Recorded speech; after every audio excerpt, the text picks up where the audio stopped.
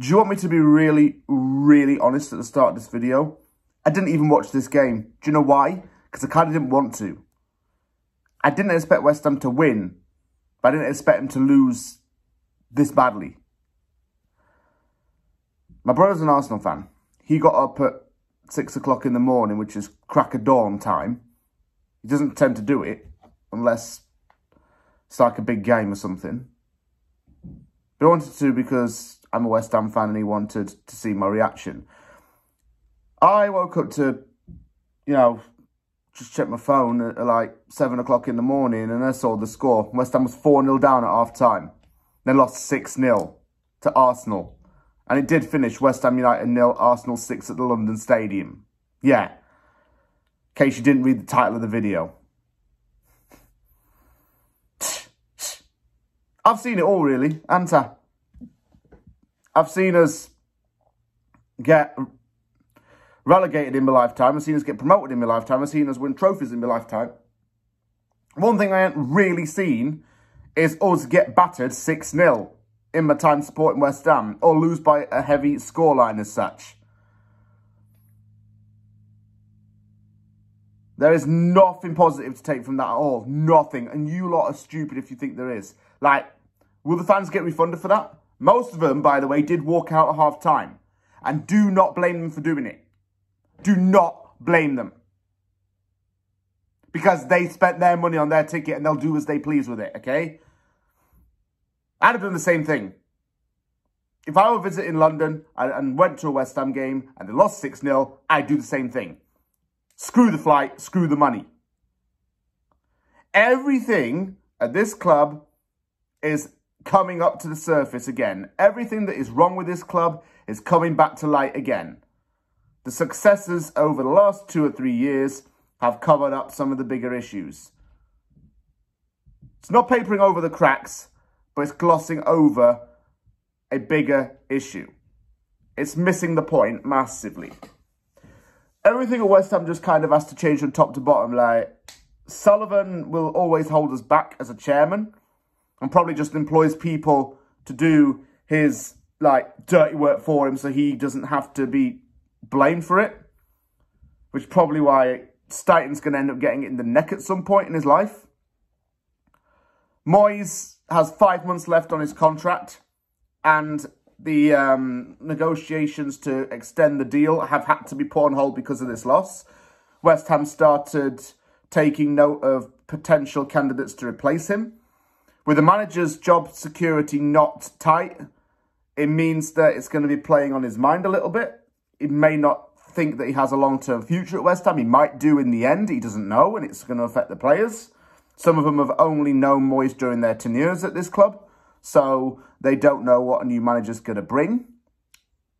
It's all that psychological effect that's running down. It's not creating a good environment in that way.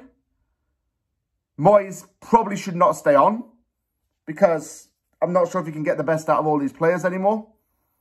And some of the players, by the way, we got in this team are absolutely abysmal. They are absolutely shocking. You know what I'm saying?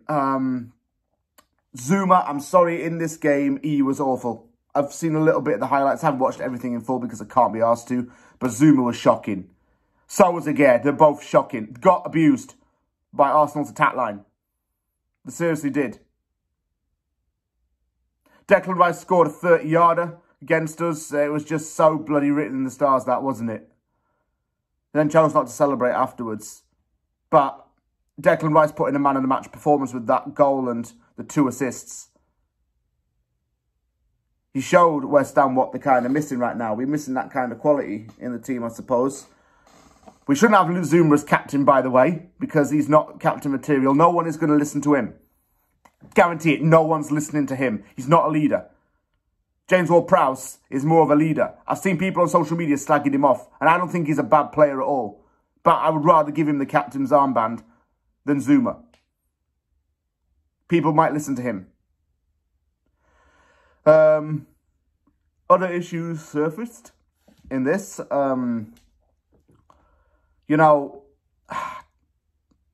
Here's the thing.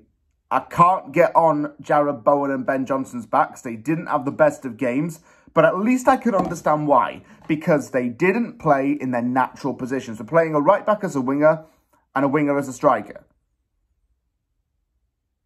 People are saying that Paquetá will come back and change everything, but he's just one player.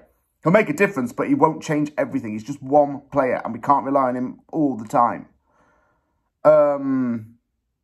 Other issues just showed up in the team. You see, being 1-0 or 2-0 down at half-time wouldn't have been great, but it would have been more acceptable than 4-0. Of course it would have been. But we conceded 4 goals in one half of football. That in itself is a fucking joke, man. Seriously, it's a joke. And we're out of the game at that point.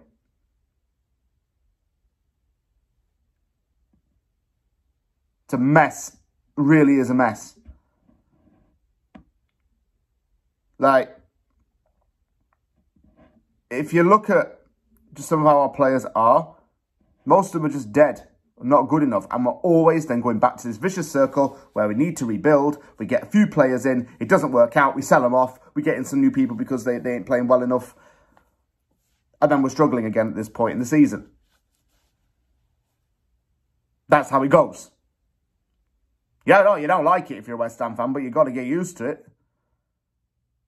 You have to accept the mediocrity for what it is. Some other pointers in the team, I should probably add. Ings had a fantastic game against Sheffield United. He's not really been playing ever since. He's not even at a starting place. Agerd comes back from AFCON and is useless. Mavropanos was filling in that time, got a good run of games, got his confidence up and played very well. He's been dropped. Bonner is knocking on 40, right? And does a better job in defence than Zuma right now. It's things like this that I don't get. Like, if it's not broken, you don't fix it. So why did Moyes fix it in his mind?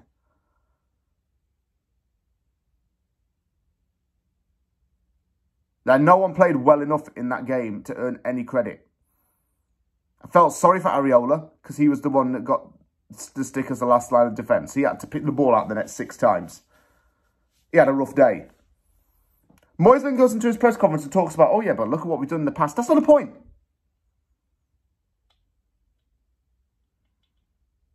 It's not the point. It's not the point looking at what we've done. It's what's happening now. I don't think we can move forward. All we've got to cling on to right now is Europa. And that's not for another month. Yeah, it's ridiculous. It really is ridiculous. I'm sick of it, to be honest. Just right now. We're not a serious club. We're not serious about anything we do. We still can't be taken seriously. So, what's the point? From now until the end of the season, I think it's going to be a bit torturous, to be honest with you. And nah, I might just stay in bed a little longer. Anyway, I kind of like having a lion.